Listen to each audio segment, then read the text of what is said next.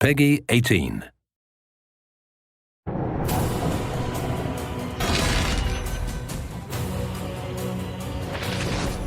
Or has already watched this, maybe?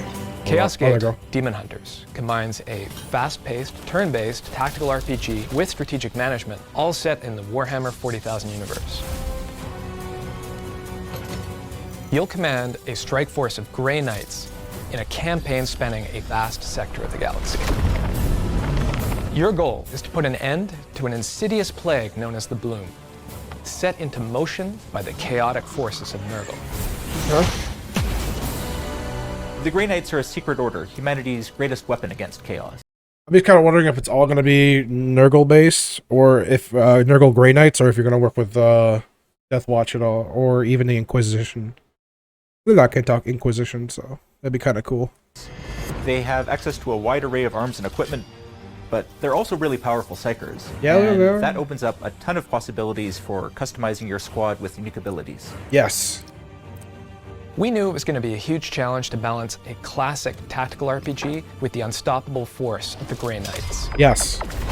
It just wasn't going to be true to the universe if you can maneuver your knight around a corner into an insta-kill or take a shot at point-blank range at 99% and miss. We needed to re-engineer this genre from... Thank you. That is such a big fucking deal for me. It's like literally I'm right here, me to you. It's like 3 feet away and I shoot and miss. Like, no. Grey Knights don't miss like that. Actually, most people probably don't miss like that, but still, like, thank you. That's a big deal for me. I'm so fucking sick of RTS games where it's like that. From the ground up. It should be more based off, personally, like how close you are. Like, your accuracy, your distance, like, real life shit, you know? Like, not just fucking a dice roll. To keep that ruthless, tactical challenge that we're all looking for, while putting you in command of these awesome demon-killing war machines. Gameplay in Chaos Gate Demon Hunters is a fine balance between 2 key layers. The first is tactical combat. You'll take direct control of your squads as they fight across a wide range of corrupted battle zones. This is pretty cartoonish now I look at it. The Grey Knights are biologically bad, enhanced but... super soldiers. They're engineered for destruction. When you take a shot, you're going to know what kind of damage you'll do. Mastering the game is about positioning and maneuvering. It's not about chance. Another tool at your disposal is the environment. Your knights can smash through obstacles, collapse bridges, and ignite hazards to cause deadly chain reactions that will crush the oncoming hordes. Dude, to put in-game, like environmental destruction that actually does damage and think, oh, man. Like, okay. This is looking better than just like some kind of ragtag RTS put together by like a fucking indie developer who I've never heard of, who kind of just, I feel like, and personal opinion-wise, feel like they just throw out these stupid-ass fucking Warhammer 40k games just try to make money off the IP without actually doing it any justice. So far, pretty fucking sold. But where combat really shines is up close and personal in melee. Yes. The Grey Knights are experts with blades. And this mechanic is something we're really excited to reveal a lot more about in the very near future.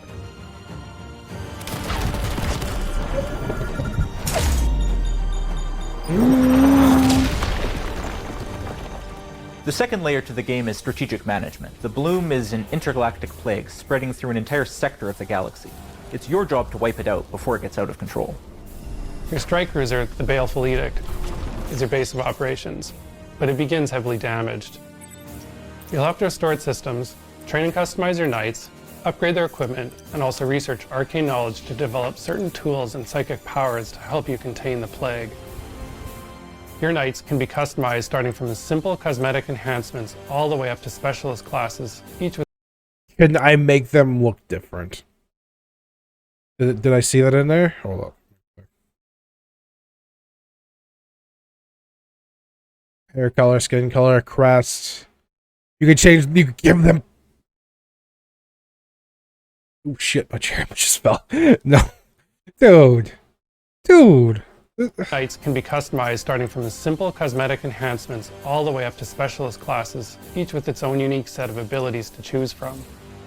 Do you have your own tree for each character? Wait. Abilities to choose Oh my god, dude. from. You'll start the game with a core set of war gear, but as you complete glorious deeds in combat, you'll quickly earn the requisition you need to access and upgrade a whole range of unique master-crafted equipment from Titan.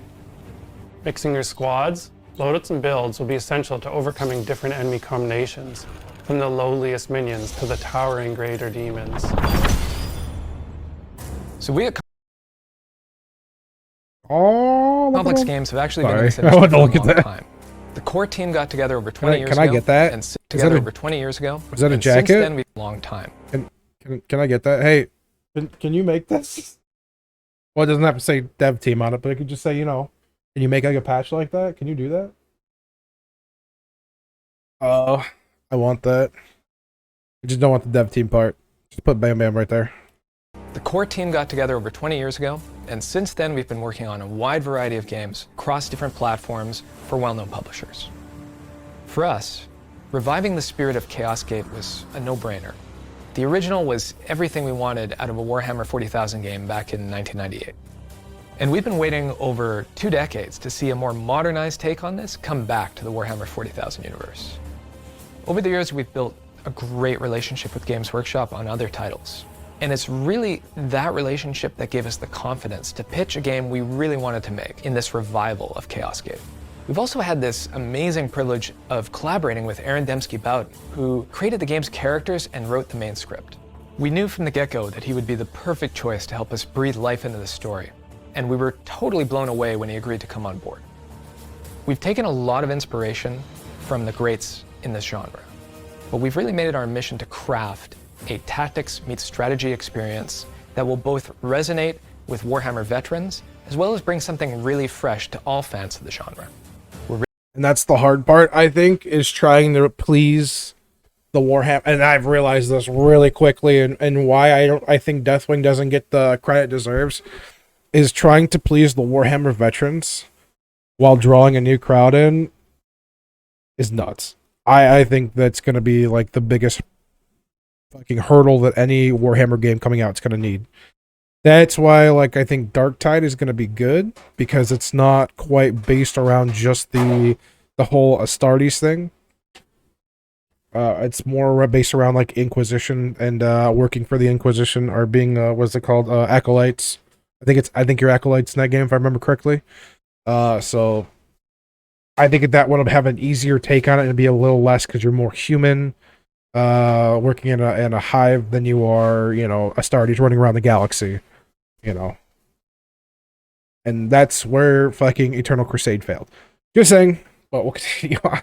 Really excited to give you this first look at Chaos Gate Demon Hunters, and we can't wait to share more with you. Be sure to follow us on our social media channels, and stay tuned for more updates soon. I am. I haven't watched these yet. I feel so fucking stupid that I haven't. Official trailers. Yeah, I got one more in here somewhere. I think this is it. I'm just burning through the developer diaries real quick. I really wanted to watch these, and I thought you guys would be interested in them too. The Death Guard are Nurgle's greatest mortal champions. They are traitor space marines and have been utterly consumed by the corruptive powers of death and decay. Combining their own toxic plagues with mutations granted by the Bloom, they'll become powerful obstacles for the Grey Knights. The Bloom is Nurgle's gift to humanity, a plague unlike anything the Warhammer 40,000 universe has seen before. Realistically, if you know, the one thing I have read and know about Nurgle is he is more than just the father of death. There's a lot, or not death, father of the plague. There's a lot more to him. Like, what is it, Rebirth? There's like a couple of them, I think it is. He's like the father of Rebirth, father of... is the Plague Lord, Grandfather Nurgle, or Plague God, among many other titles. A disease, decay, despair, destruction, death, and rebirth. Okay, yeah. So I know Rebirth is one, but I feel like there's more. We'll keep going with the video. I don't want to keep it too long. As a galaxy-spanning plague, Bloom seems to spread through corrupted seeds, objects carried by Nurgle's minions that radiate with a foul essence, corrupting and mutating any life nearby. Once the Bloom infects a planet, it will slowly fester with these corrupted growths called Bloom Spawn that will spread across the planet until all life is consumed, and it can be turned towards the Chaos God's designs. As part of the main campaign storyline, you'll be delving into arcane lore, researching ways to combat this growing corruption. Once a planet is infected by the bloom, Nurgle can actively interfere with your combat missions, sparking warp surges that can cause all sorts of unpredictable events. Get worlds infected by orcs, now you got worlds infected by the bloom. Like, I mean, pretty game over from there. On the Just battlefield. Warp surges can summon new enemy reinforcements, trigger powerful boons and mutations in enemies, as well as restrict your knight's abilities. The bloom's mutations are a powerful tool of Nurgle that can transform the way an enemy fights, increasing their strength based on the strain of the bloom's infection. For example, one planet may be infected with the strain of pain, which tends to give enemies higher damage mutations. Okay, that's kind of cool. Others may be infected with the strain of death, which tends to give enemies the ability to sap your knight's willpower. Are they just giving them different modifiers based on the playgrounds or on the playlands, or whatever I call it? That's what it kind of feels like, which is kind of cool. I do like that, so it kind of keeps the battlefield from just feeling like doing the same thing over and over again. I mean, even if it kind of is a bit. So, I mean, rinse, repeat. Most games. Another factor you'll have to contend with is that the longer the bloom is left to corrupt a planet, the stronger and more frequent these incursions will become. It's crucial to manage the bloom's outbreak at the strategic level. On board your strike ship, the Baleful Edict, you'll have limited resources to spend trying to contain the plague. You can focus on researching powerful stratagems and purity seal upgrades for your... What was that?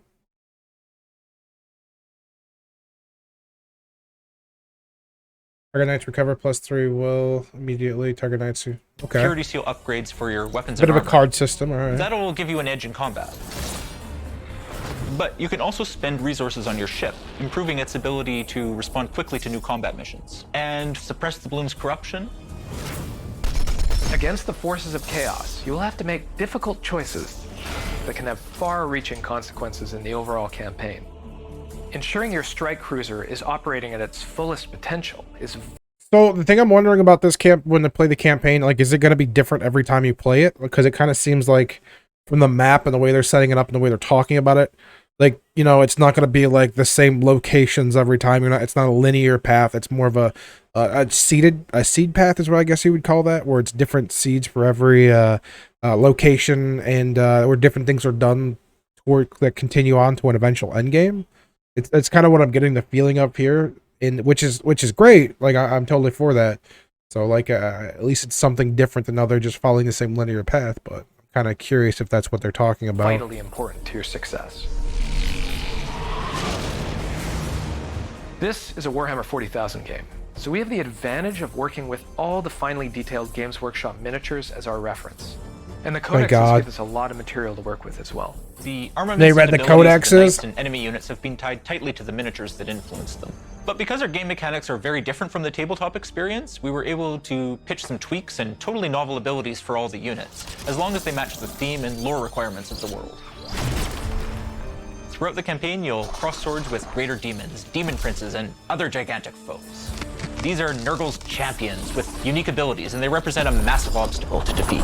They're also a big change from the regular enemies you'll have been fighting up to that point. They destroy everything in their path. They can pick up and hurl knights through walls and crush them underfoot. That's pretty fucking Even cool. collapse whole sections of levels. These are real David versus So you can literally change the whole fucking terrain, or the or I don't know if it's just the enemy or you can, but like in the way they could change the terrain is just that's Goliath cool. type Come battles. on, man. Each of the Lords of the Bloom has their own unique personality and strategies. Let's just say you'll need to put together a lot of what you've learned and built up with your knights to take these guys down. Facing these bosses also means entering their domains, which sit at a precipice between real space and the warp. These are among the most corrupt environments. Well, you know, except for... What? You know, the place at the end? I really don't think we're supposed to talk about it yet. Come on! Alright, I guess one little peek wouldn't hurt. If you're familiar with your demon Primarchs, you might notice someone in particular showing up in Chaos Gate Demon Hunters.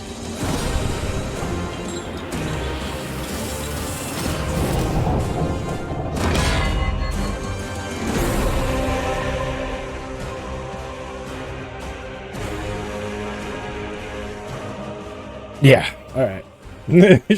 I'm not even gonna spoil that.